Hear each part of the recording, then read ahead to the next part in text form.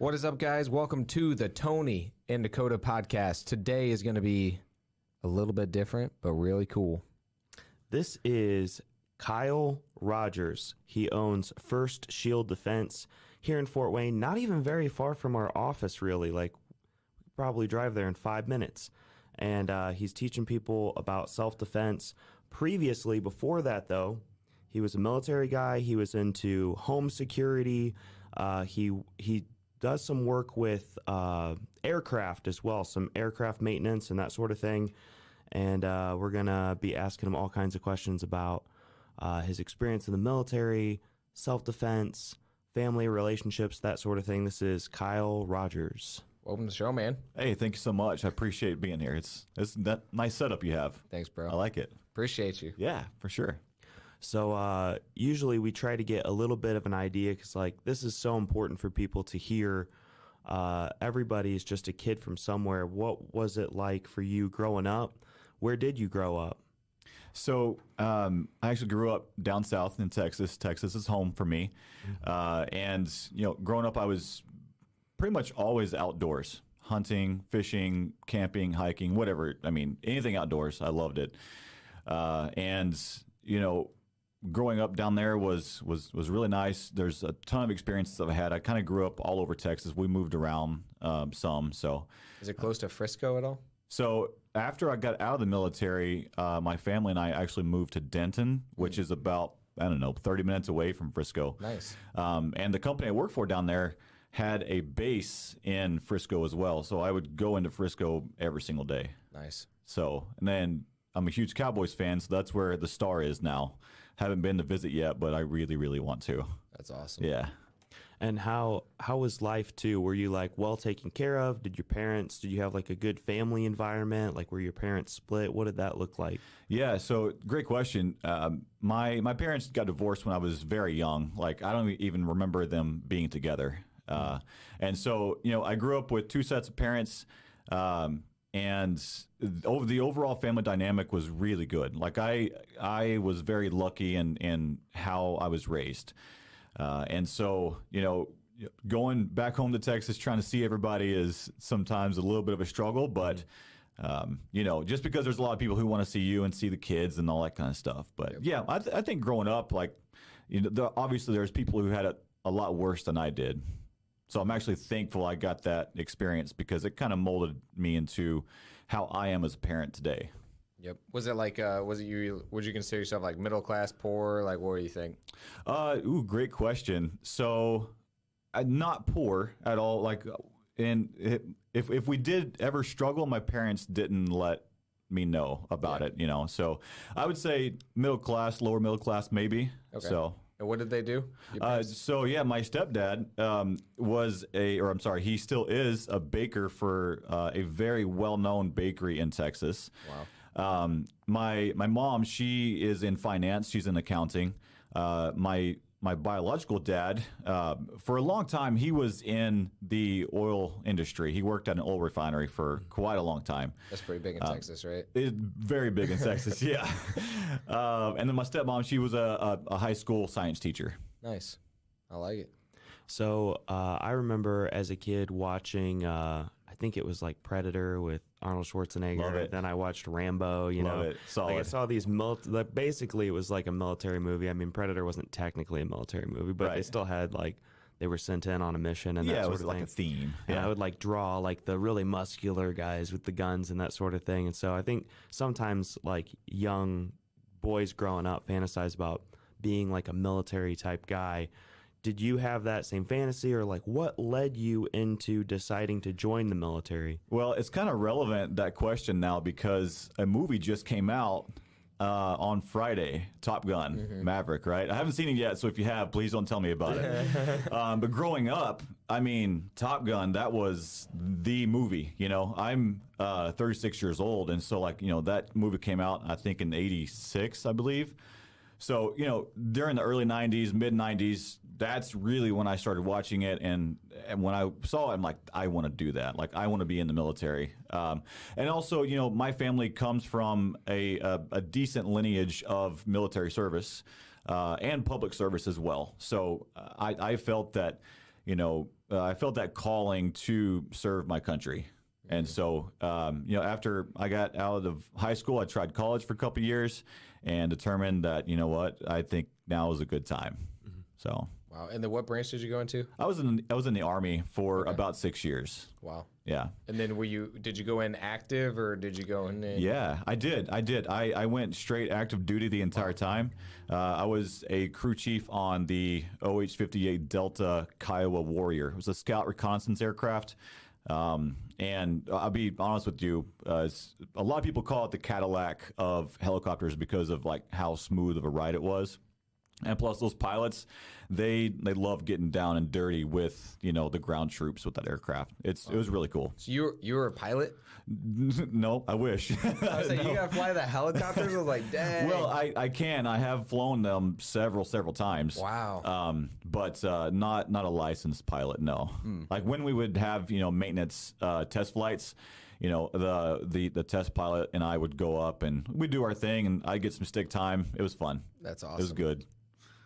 Have you ever flown a regular plane as well? Like had the stick for a regular plane? No, I haven't. And I have some friends who, like growing up, my dad had friends where, they had their own airplanes. One of the towns I grew up in was a very, very small town and just farmland all over the place. So naturally, the small airport there had a crop duster. Yep. And so, some of my dad's friends had those small little aircraft, and we'd go up every once in a while, but I never got my hands on the sticks. Wow, I wish I did. I heard the helicopter is way more difficult though than like a regular plane. So I mean, that's what I've heard. I will say that the inputs on the helicopter, there's a lot more coordination that you have to deal with. Yeah, that's awesome. So, thinking about the military, what are some things that people have wrong about the military? What are some things that you wish that people knew? And then for you, what were the best and the worst parts? Ooh, that's a really good question. You made me think on this one. Okay, so what are some things that I wish that people knew about the military? Or just their perception is off, or like. So yeah, I have a really good answer for you. I wish that people knew that just because someone was in the military doesn't mean that they're an expert at X, Y, and Z, right? Just because someone was a military police officer doesn't mean that they are the know-it-all of military as a whole, right? They are experts at their job for that specific context. Like for me, being a firearms and self-defense instructor, people just automatically assume that just because I was in the military, I am an expert at what I'm doing. Well, that shouldn't be the case, right? Like I personally feel that if you're going to give any credence to any sort of certifications I have, like I need to show you, I need to be able to demonstrate the capability of hey, this is why I'm an expert, not just tell you that I am. Does that make sense at all? Yeah. I mean, there's evidence of that too. Just some folks graduated with a degree in exercise science. I have a degree in exercise science, but that doesn't mean that they know anything about like nutrition, exercise, that sort of thing. It means they took anatomy, human physiology, vertebrate physiology, and they passed the classes, like maybe not even in the 4 years they were given. It might take them 6, Yeah, certainly. And I feel like that's a certainly good parallel to military life. The training I got in military was very good. I mean, there's a reason why the United States military is top in the world, right? It's because of the training that they have available to you. Now, when we're talking about the transference of skills, a lot of people have a difficult time transitioning over to civilian life because civilian and military, even if it's the same job, it's different. Whenever I got out of the military, I went straight into a civilian aviation job, and for about 2 or 3 months, I was like a fish out of water.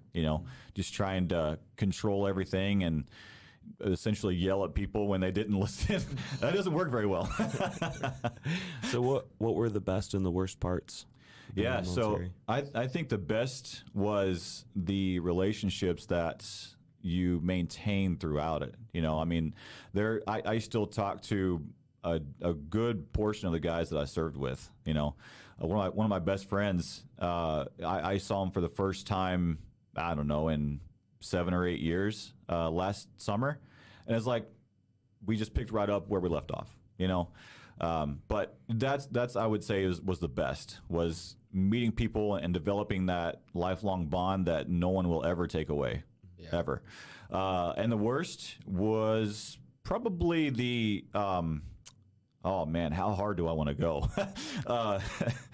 I think you know, losing some friends, that was probably one of the worst. Aside from that, you know, the way that the military operates, there's things I didn't like about it in terms of, like, you know, if you had a formation at 6 o'clock in the morning, well, you had to be there at 4:30 because so and so said, sort of thing, and you stand there for an hour and a half, sometimes a lot longer, just because. Wow. So I mean, that kind of stuff, it always irritated me. Yeah. You know, getting treated like a child when you're, you know, 30 years old, it's not very fun. Yeah. So with somebody like you, I feel like you're very much like, okay, like logical, and like you said, like very, you don't just take somebody's word for anything. Like, so how did you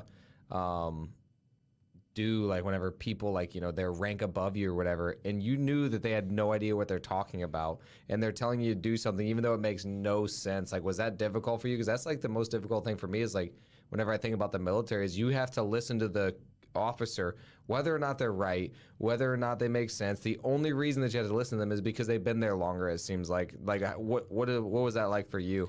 Yeah, so great question. Have you been thinking about investing in real estate? It's not like what you see on HGTV. We created a course to show you how to really invest and create a profitable flipping and wholesaling business. We give you marketing strategies like how to pull lists, who we target, and where we find the money. We go over sales, which includes live calls and negotiations, scripts, role-playing, and so much more. Everything that you need to know to flip houses is in this course. And if there's anything that we missed, we will create a video to answer your specific question. This knowledge has made us over $1 million, and we're selling it today for just $997. Click the link below. I'm very logic-driven and process-oriented, right? When I would have a superior person tell me to do something, I almost always did it. I don't think I ever disobeyed a direct order ever, you know, because, I mean, you have to look at the nature of my job too. I was a helicopter mechanic, right?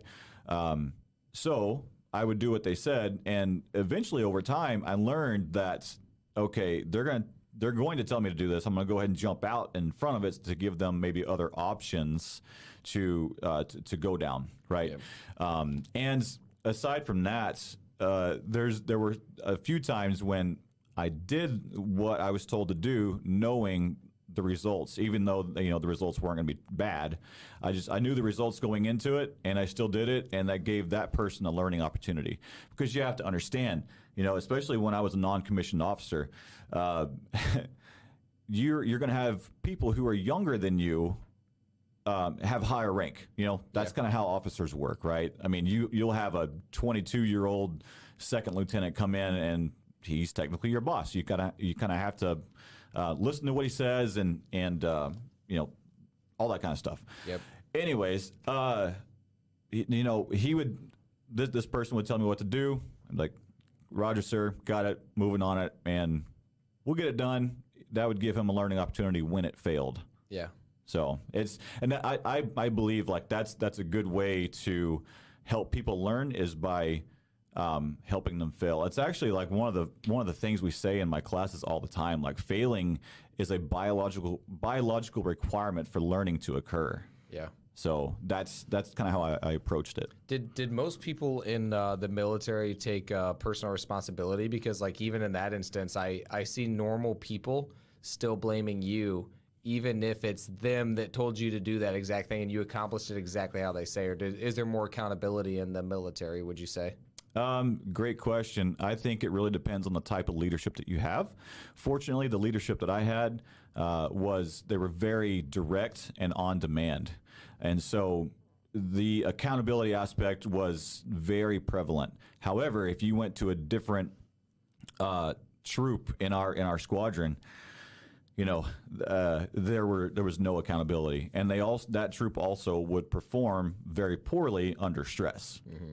So I think that accountability is there's a direct link to how your leadership is. Yep. Was the lower like person ever allowed to hold the upper person accountable at all, or were you not really allowed to be like, hey, like you're the one that told me to do this, or like was there any like, are you allowed to kick back at all and kind of let them know like, hey, you told me to do this? Yeah. So no, not at all.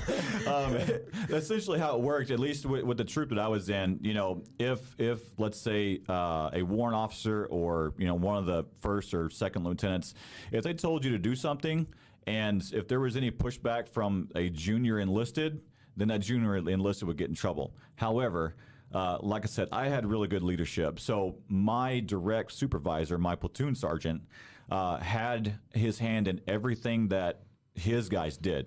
And, his guys including me. So when an order would come down from the top, my platoon sergeant would be like, that's dumb. We're not doing that. Because he had the time and experience and the rank to like go to these officers and be like, sir, respectfully, kick rocks. Like we're not doing that. So, wow. And that dynamic is just, it's not, you can't do that on day one. Right. Like that's a gradual shift that occurs throughout, that relationship. Yep. Gotcha. What's the greatest lesson that you learned while you're in the military? Oh, man. From the military? Oh, man. The greatest lesson. I don't know if I can answer that one. I will say that one of the lessons that I learned that I still apply to this day is having everything prepared and being on time. When I'm not on time to something, it drives me crazy. I hate it, But, and also, being able to track accountability. Like I'm very big into accountability, even, for my instructors, for my family, like, I want you to progress, and the only way to do that is to hold you accountable, both, when you do something wrong and when you do something good. Yeah. So the thing about accountability, we've talked about that a lot actually, is it always seems like accountability also has expectation then. And so how do you balance expectation with like especially when you talk about family, everything, like, I want to explain this in a way where it's like easier for you to answer, I guess, because I always think of accountability and expectations almost the same thing. But then sometimes when I hold people accountable, then I have expectation of what they're supposed to, and then they don't do it. Then I get upset. Then I'm not as happy. Then like if it continues to happen, then I want to just cut off that relationship. Whereas if I had no expectation, then I can actually like freely let them do what they want to do or whatever, and I can feel happier. And so like I'm trying to always balance that. Like how do you balance that, or what do you think about like the differences? Yeah, so I personally feel that even with my kids, if I give them some sort of responsibility, then what I'll do is I'll put that responsibility, like let's say it's doing the dishes every single day, right? For my oldest, that's one of her responsibilities. I know that she can do it because she does it very, very well. When she doesn't do it, then obviously there's some sort of misstep that I took as a parent, because I'm obviously responsible for her. And so what I look for is immediate remediation, meaning, what happened today that you didn't get this done? And how can we prevent that from happening again going forward? So when something good or bad happens, I should say when something bad goes wrong, or maybe a plan doesn't go according to like how I wanted it to go, I immediately look at my expectations first. Like, okay, my expectations were X, Y, and Z. Why did this not happen? Like, was I being too overbearing with it? Am I being unreasonable with this request or whatever? And then, I'll talk to, whoever that person is and get their input on it as well. And if it needs to shift, it needs to shift, Yep. It's a dynamic relationship that, should have open communication. Yeah. Do you do that with like your significant other, with your wife, or like with them as well? Like, okay, here's my expectations for this relationship, and I'm going to hold you accountable to these things, and then always adjust as that goes? Or is that something that like you don't do in like that relationship? Good question. So, my wife and I have been married for 14 years now. Wow. And so, yeah, crazy. That's 14. But our relationship has been for a long time. It's understood that I have my certain roles, she has her certain roles, and we're going to knock those roles out, whatever they are. And if we need help, we're going to ask for help. And when something happens, when something goes wrong, because inevitably it will, then my wife is actually really, really good at setting me down and be like, hey, how can I help you do this? Because this isn't going to work, sort of thing, whatever that responsibility was. Yep. So yeah, that open line of communication, super important. Yep. I always think about not wanting to control people, but then also still hold them accountable, because I don't want them to do what I want them to do. I want them to do what they want to do, but then I also want to hold them accountable to what they said they want to do. So it's trying to figure out how to not control the person, but then still help them accomplish what they want to accomplish or what they said they want to accomplish, and trying to figure both those out is always the difficult part for me. Right. I mean, certainly. So I tell my kids all the time, actions have consequences. Whatever those actions are, they're going to have consequences. Good actions, good consequences. Bad actions, bad consequences. And so when there are bad consequences for whatever they did, then, what we do is, again, we try to help them find that path to correcting what happened, and then maybe putting things in place where it's a little bit more difficult for them to make the same mistake again. Yep. Gotcha.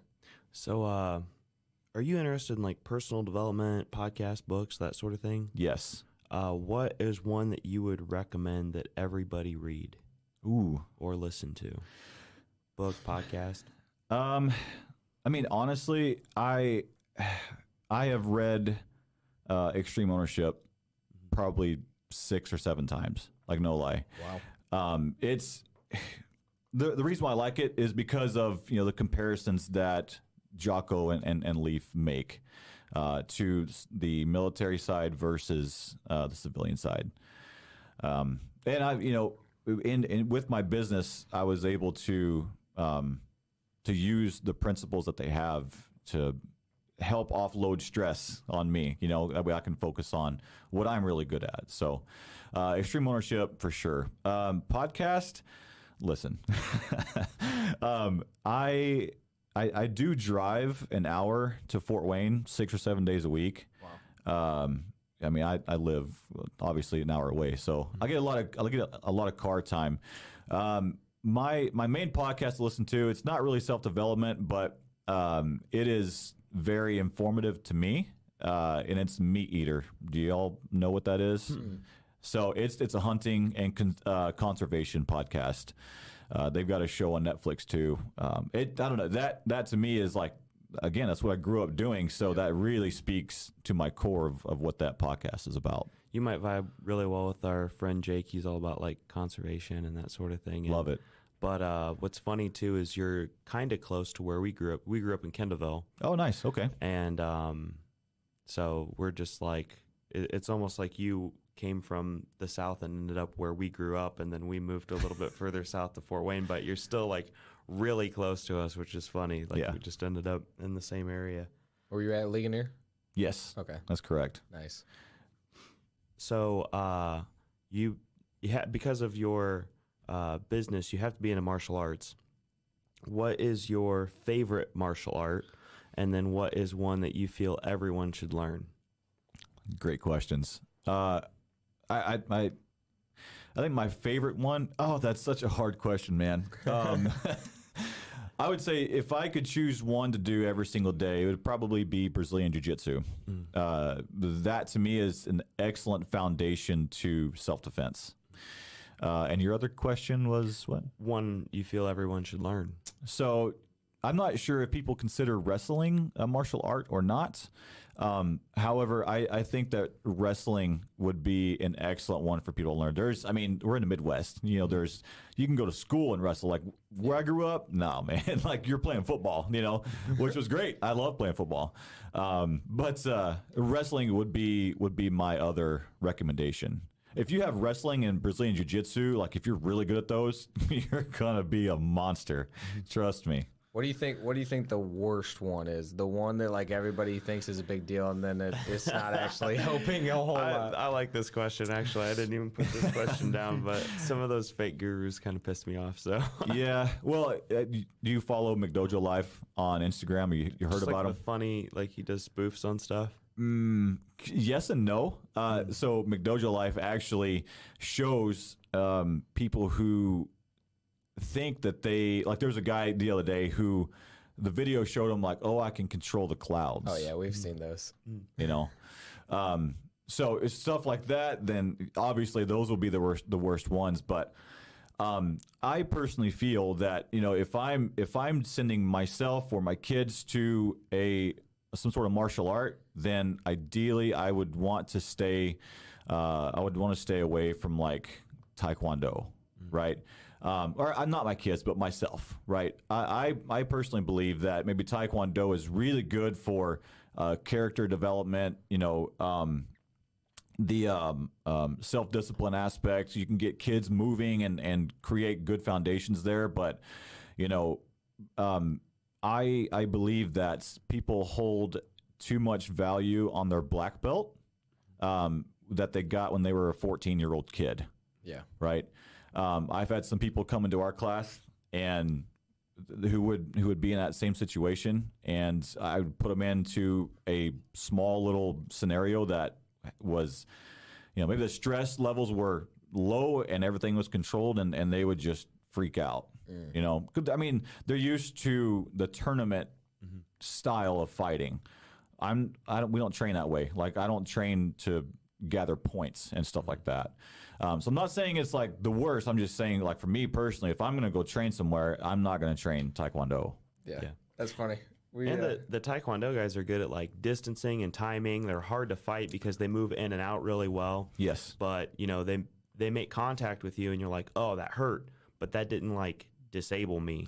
Like I'm still gonna be able to push you into a corner. So unless we're fighting in an open field, like with a Taekwondo guy, I'll eventually be able to put him into a wall, and then it's wrestling again. Exactly. Yeah, that clinch fighting aspect, that's really where we make our money. So when I have someone new come in, especially if like it's a private lesson, we are working clinch fighting, essentially wrestling, because the majority of fights, or actually pretty much all the fights, they're going to be in that that clinch distance, 0 to 3 feet away.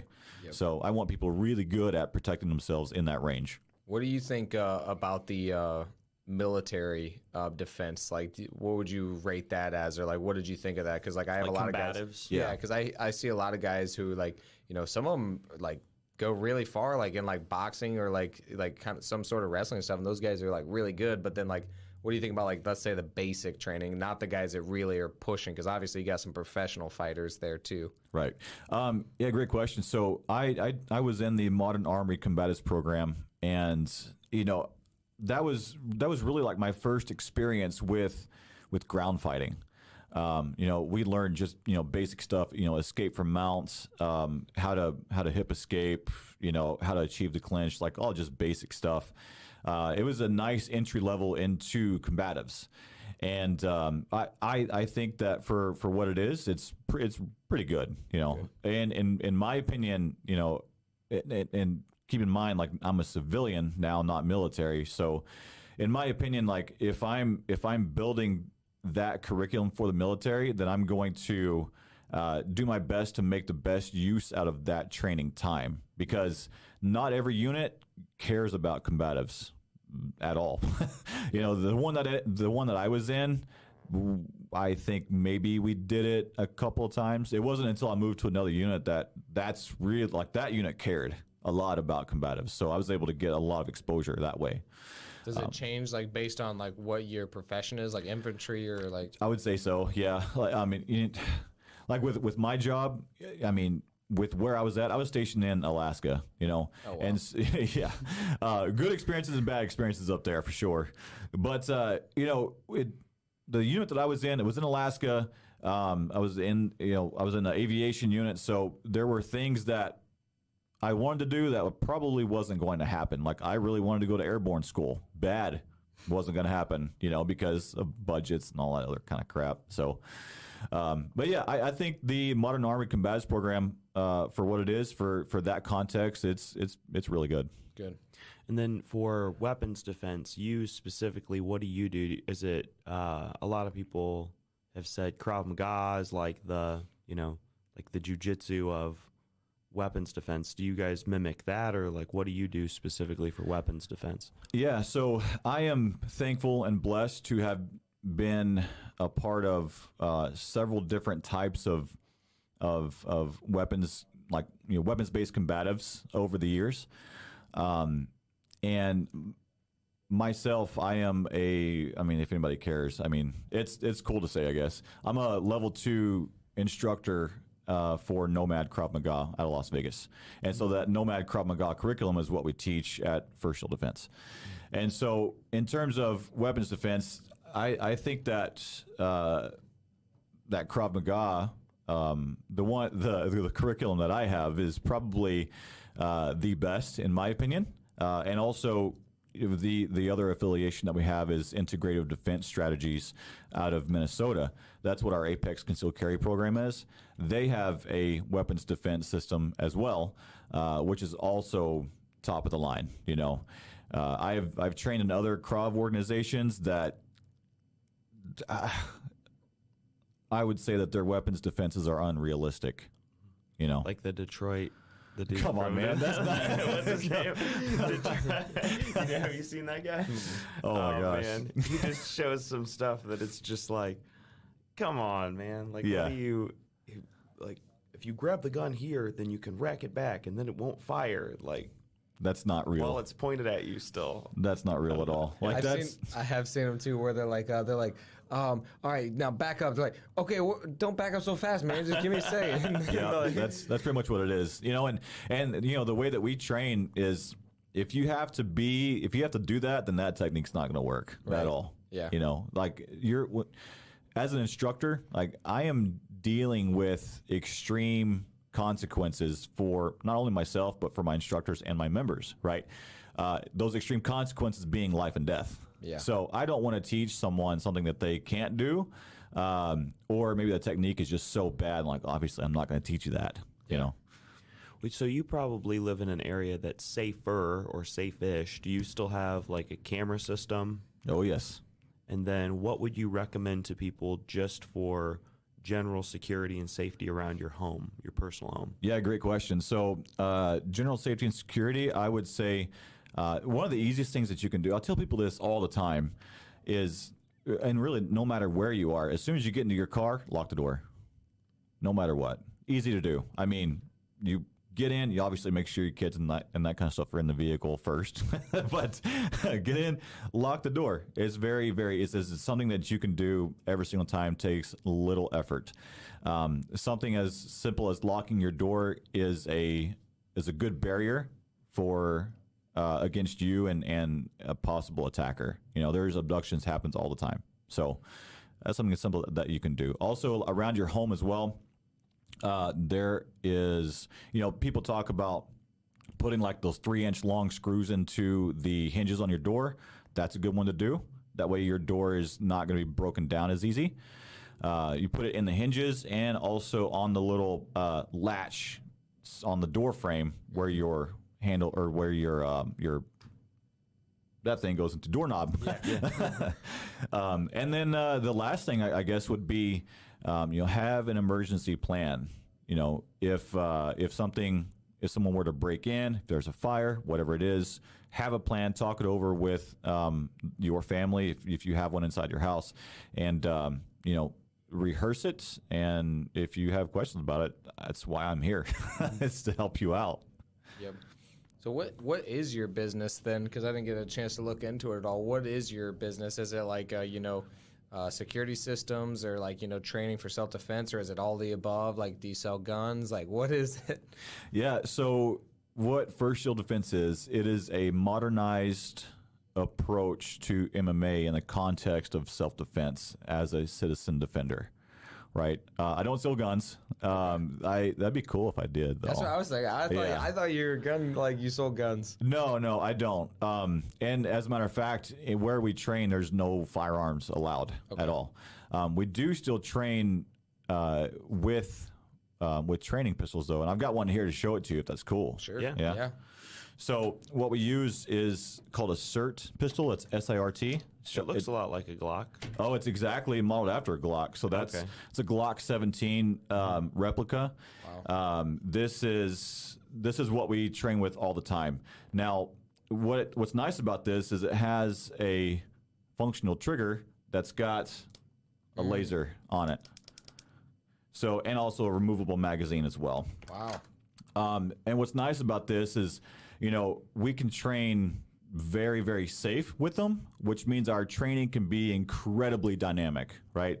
We did a drill last night called the figure 8 drill, where you've got 2 points about, 15 feet apart, and you're just walking a figure 8 pattern around those points. And what I'm doing is I've got targets set up around the room, and I'll call out a number on the target, and you have to assess where it's at first, draw your gun, and shoot. You can't do that on a range. Yeah. We'll teach you basic fundamentals of safety with it. We'll teach you how to shoot it, how to draw from concealment, how to keep it in your holster if someone's trying to grab it. Just everything that you need to know. Like that's what we use these for. And those are probably like not cheap. So this one specifically is about $300, maybe $350 or so. The other ones that we have, I think $250 or something like that. Can I hold it? Oh yeah, Sure. that's why I brought it. Pick the thing up. Oh my gosh. It actually feels heavy too. Well, the flashlight probably makes it most heavy, A little right? bit, yeah. I mean, a Put it in flashlight, you can pull the trigger. It's just a I know, laser. that'd be funny. I just lasered the camera. There you go, guys. It actually Can does you rack feel. it too? No, that's the one drawback is you can't rack the slide. But we still simulate it, and when I go to the range, I have zero problem racking the slide on my handgun. Does that say SRT? Yes, SIRT. Oh, SIRT. I thought it said Yeah. SRT Like a Dodge? Yeah, like a Dodge. I was like, oh, I know SRT. I think that mag release is nicer than the actual one on the Glock. It is. So like my mag release. nicer. Yeah, my mag release on my Glock does not stick out as much as that one. Do you pull back or do you push the gun forward when you rack? Can I show you? Yeah. Cool. Are you letting deals fall through the cracks because you don't have good systems in place? We've been there before, and we've tried several different CRMs, and Ari Simply has been the best. Ari Simply tracks your KPIs, does automatic follow-ups for you, and even records your incoming phone calls. The system is simple to use and has more features than we even know what to do with. If you're looking for a great CRM, try Ari Simply today. We put the link in the description. Check it out now. So when I rack the slide, what I do is I keep it in tight so that way I have a little more power, right? If I do it all the way out here, it's not good retention of the gun, meaning someone can come from my blind side and like take my gun away, or more likely to. So I keep the gun in close. It has a lot more retention capabilities there, and I'm a lot more powerful close than I am out far. So what I do on my firing hand, my right hand, is I'll punch the gun forward, and I will go over top with my support hand and grab it like this. This is called the power stroke. I'm pushing with my right hand and pulling with my left, just like that. That's how I rack the slide. Okay. So He's not pushing forward then. Well, kind of. No, He's you pushing and like pulling. this. Yeah, but he's letting go. Like, so Yeah. what you're talking about is like taking this and then pushing it No, forward. no. Oh, I thought This- that's No, what I'm you just meant. talking about goes his technique. backwards. Oh. Yeah. There. Because I know I was just talking to my dad and his wife were figuring out how she could effectively rack the slide. Yeah. And she's not as strong, so she was trying to pull it back with 2 fingers. Yeah. And that wasn't working for her. And then they're like, well, just push the gun forward while you hold on to the slide instead. And then that worked a lot better for her. I don't even think about it. I just got into guns maybe 2 or 3 years ago. Okay. Because somebody got really crappy about us sending them a letter about buying their house and was like going to come to my house or something. Man, that sucks. So then I was like, well, it's time to get a gun. You know, previously I had not trained at all. Yeah. And so everything that I've learned, has probably like cringe been from YouTube or something. That's what I was going to ask is, where did you learn that from? Is that a military technique or? Oh, the power stroke? No. So it was actually, I don't know. One day I started doing it, and that was then validated by other instructors that I had too. So I used to, when I lived in Texas, would go hog hunting, and From a helicopter? no, I haven't done that one yet. I wish I could. But I would use a handgun sometimes, and there was we used I think it was a Beretta, possibly, I forget now. Anyways, I remember back then when I was 16, 17 years old, I would have trouble taking it like this and cocking the gun with two fingers, like you said earlier. And so eventually I just kind of figured out, like, well, I can get more real estate, more surface area on the top of the gun like this, and I could really, rack the slide that way. So I just started doing it. And then as I would get more training, I would have several instructors say, this is the proper way to rack the slide. I'm like, cool, thanks for letting me know. That's awesome. So a common one that I'm sure a lot of people will probably ask you that sometimes I get too is like, well, what security tips would you give to women? Because women are typically more easily victimized. Men are a little bit stronger, a little bit bigger on average, and they're more likely to get raped, more likely to get attacked, and that sort of thing. What advice would you give to women for carrying a gun? Should they carry a gun? How big should it be? 'Cause a lot of women have purses, but they don't always have them on them. And then what advice would you give to them as far as self-defense? So the one of the first things I tell women when they come to my class is, it's sort of like normal for women to grow up learning to be respectful to men no matter what, to just like be submissive to them and all that kind of stuff, right? We don't want to be insulting to your spouse or, any other man or whatever. I would say, if you are, there's a healthy balance of respect versus just kind of being prepared to defend yourself. So instead of, letting people push you around all day, learn to stand up for yourself respectfully. And what type of gun to carry, it really depends on, what your hand size is and, how many rounds that you think that you want to carry and all that kind of stuff. So one of the nice things about 2022 is there are many firearms choices to choose from. We actually have a very, very good relationship with ZX Guns here in town. They actually sponsor our events. Wow. Which is really nice. That's awesome. Yeah. And so one of the reasons why I chose to seek them out for sponsorship is because of the way that they sell their firearms. When a woman walks in, they're not automatically going to reach for the pink Ruger LC9. Just because they're a woman. They actually have that conversation with them. Hey, what are you using this for? Are you going to carry it? How many rounds do you want? Let's get several different firearms to see what's best for you. Do you want an external safety on it? All that kind of stuff. So those are the type of questions that I would ask anybody if they came to me asking for their for a preference on a firearm. Now, in my opinion, for self-defense, I want to figure things out as little as possible under stress, right? Mm-hmm. That's a big reason why I personally carry a Glock. So with the Glock, it does have internal safeties on it to prevent it from firing, but as soon as you draw that handgun out, it's ready to go, right? And that's why I carry a Glock. I don't want to have to worry about an external safety on it. I don't want to rack the slide before I can fire it, none of that stuff. So what are the safeties that it has?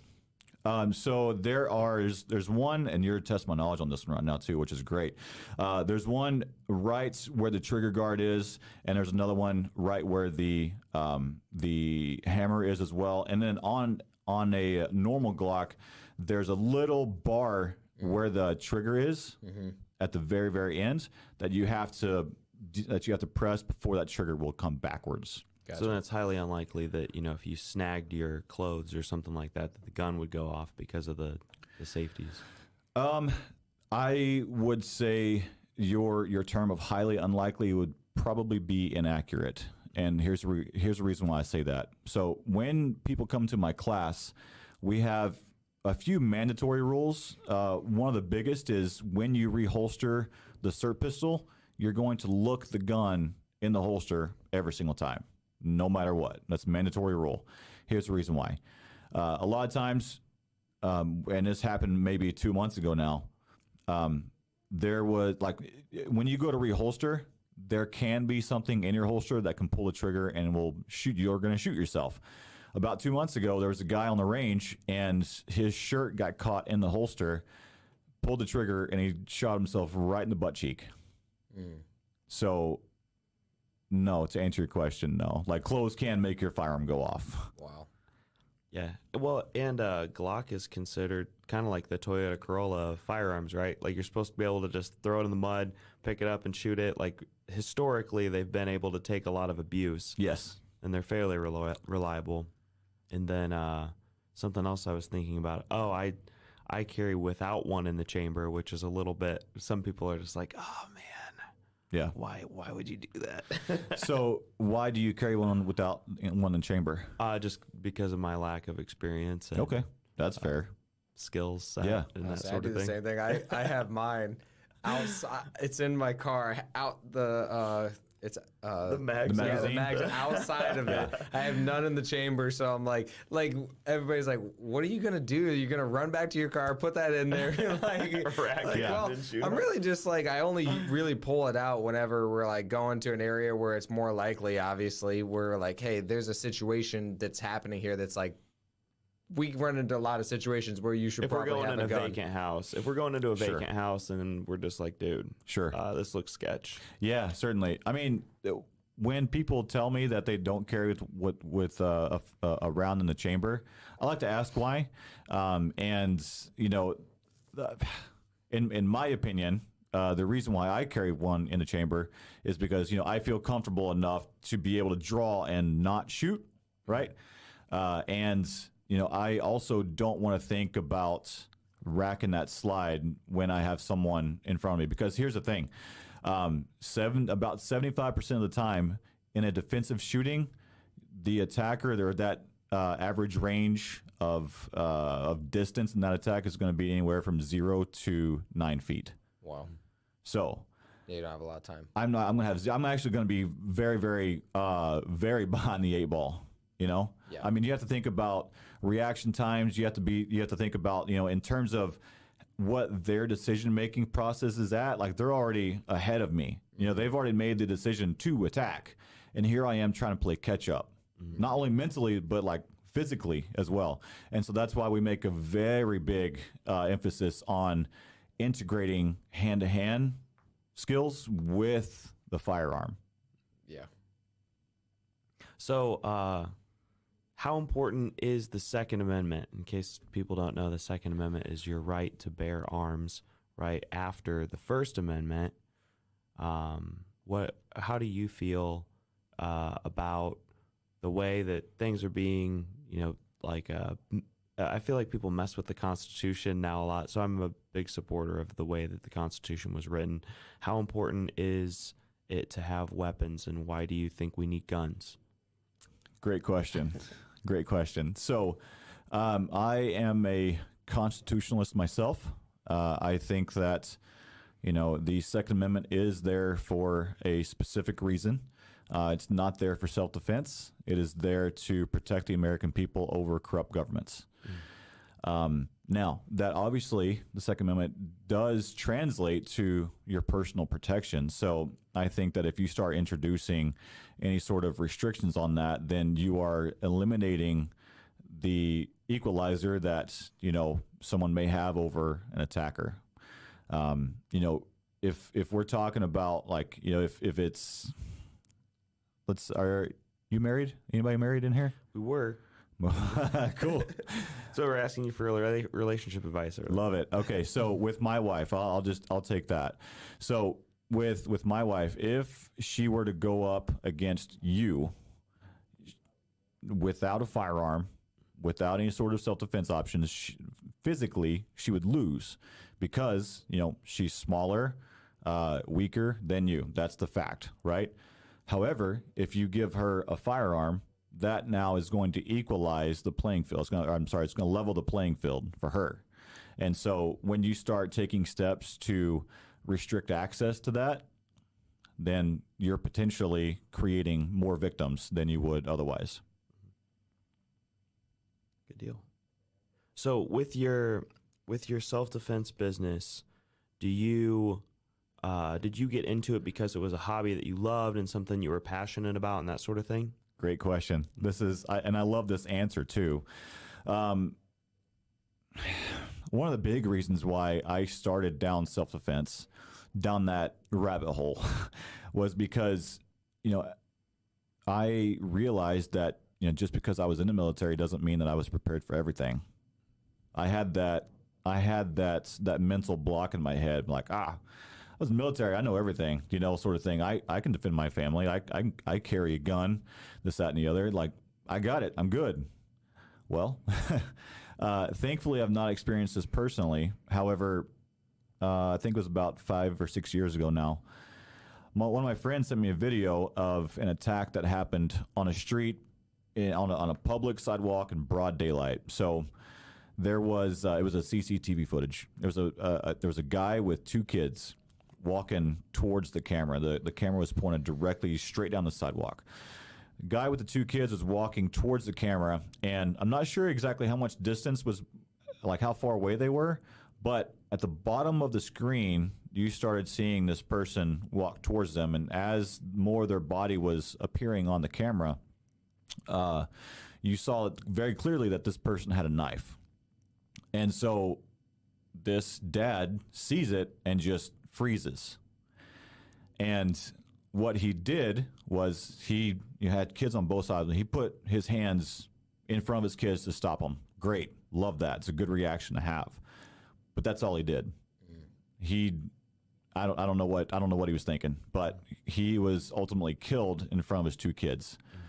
And I don't remember exactly what happened with that attacker. I don't know any other details, nothing like that. But that image still sticks in my head to this day.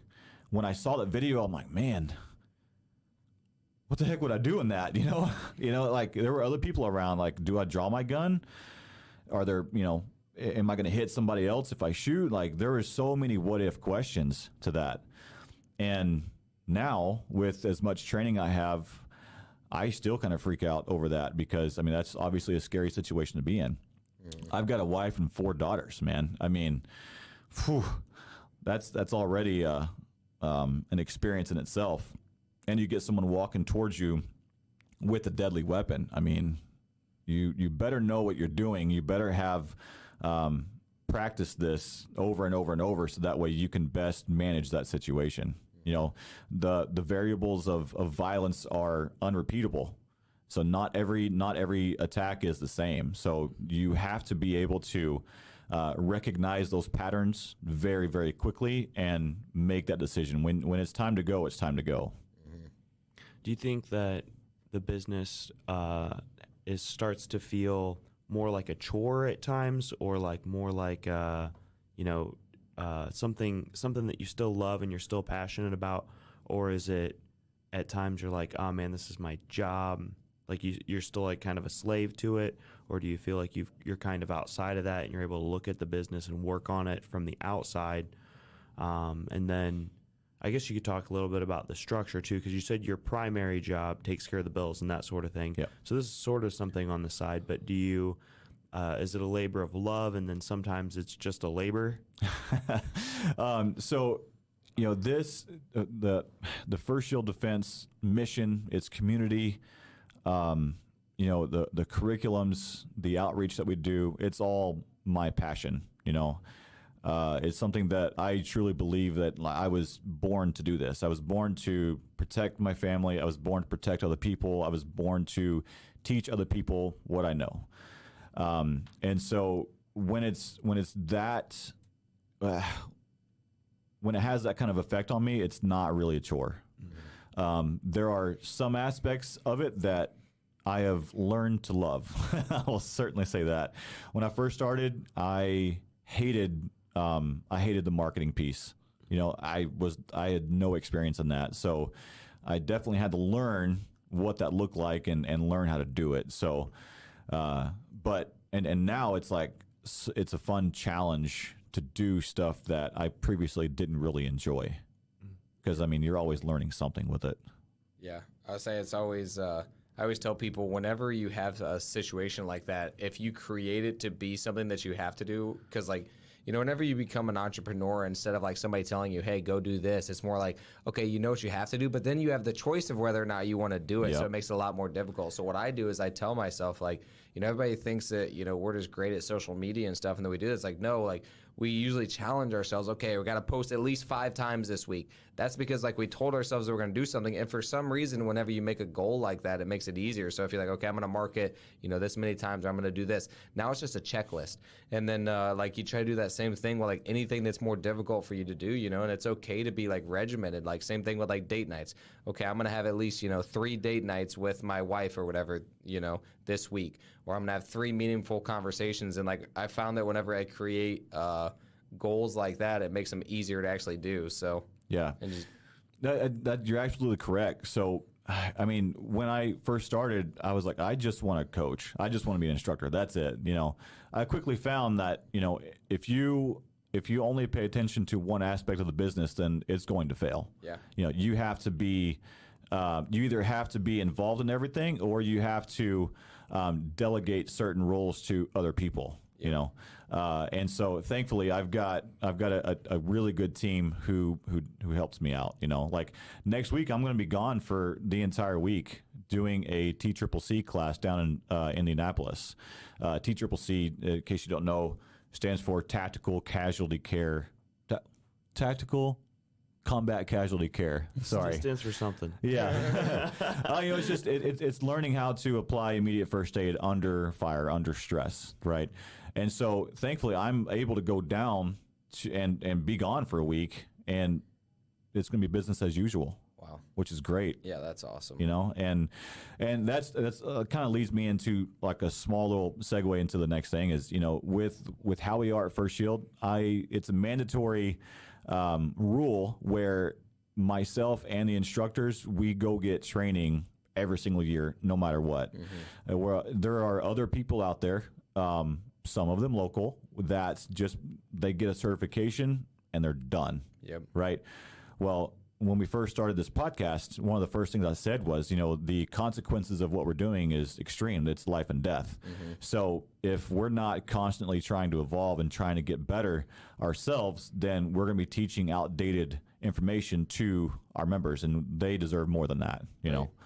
Or you could have taught them more, because, like, you know, sometimes it's not even just outdated information. You could have just taught them more, or something that could have even helped them even more, like done it faster, better. Maybe they save their life, or like their life is saved, but now they're hurt because of it. And you could have showed them something else where they didn't even get hurt at all. So yeah, that's always like, you know, you talk about some big consequences. We talk about the same thing a lot about like college. You know, people go to college, they're like, cool, I went to college, I'm good, I no longer have to learn. And like, it's interesting because like, we think that education is like a lifelong thing, no matter what you're in, because it is always evolving. Things are always changing, or you could do more, which will impact other people, which will have a ripple effect and hopefully make the world a better place. So yeah, it's always like, that's always a difficult thing. Yeah, absolutely. So if somebody wants to join, do they just walk on down to State Street? State Street, yeah. And walk in the front door, like wave a knife around or something.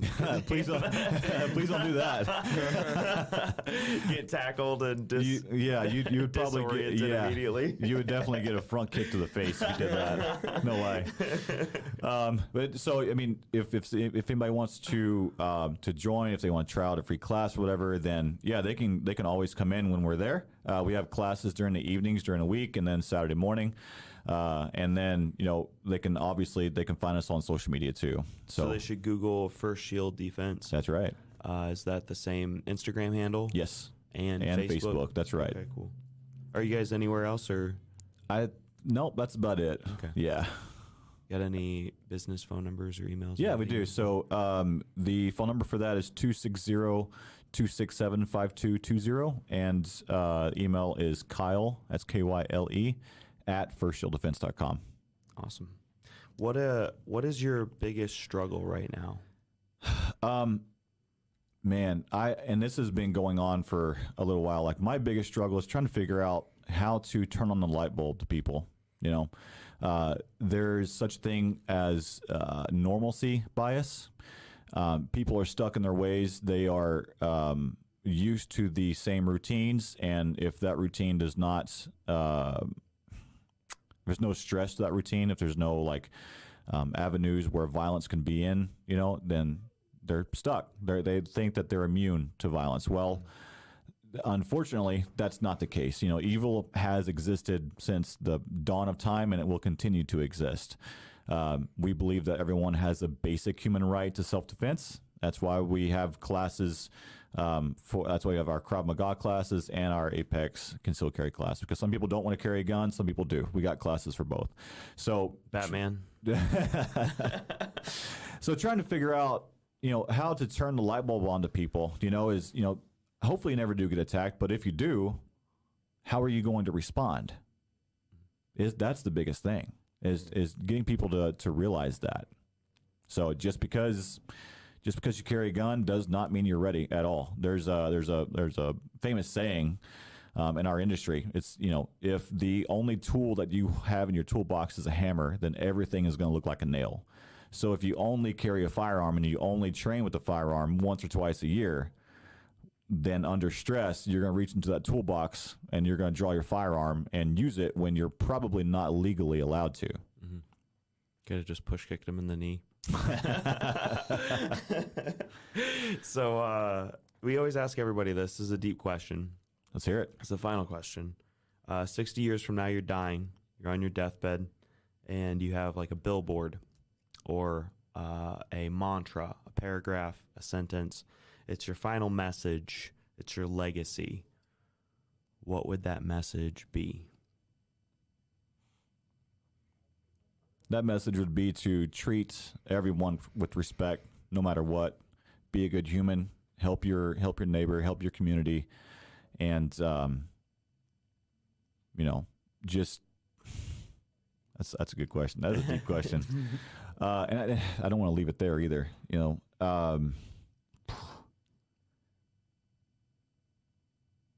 Continue. Be that way. Be respectful to everybody. Help build that community, and also pass on your knowledge to other people. Passing on knowledge is incredibly important. I know that we have a lot of technology now that can store information, but one day that could all be gone. Mm-hmm. And so that tribal knowledge is definitely going to be a big thing. So pass on what you know. Awesome. I like it. Well, thanks again for coming on, man. It was awesome meeting you. Thanks for bringing the gun. Yeah. That'll be the first gun that was ever on here. Oh, it's kind of a gun. It's a fake gun. It's a gun, but it feels real. It's heavy. So thank you guys for watching. We appreciate it. We'll see you on the next one. Peace out.